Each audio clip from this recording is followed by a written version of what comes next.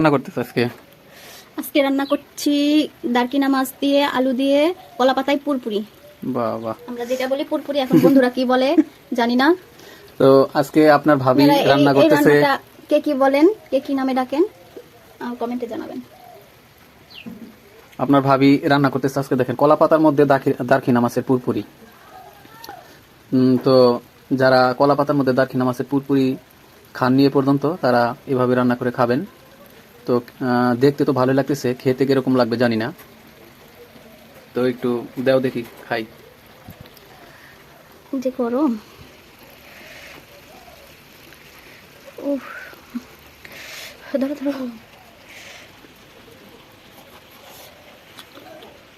কেমন? হ্যাপি তো?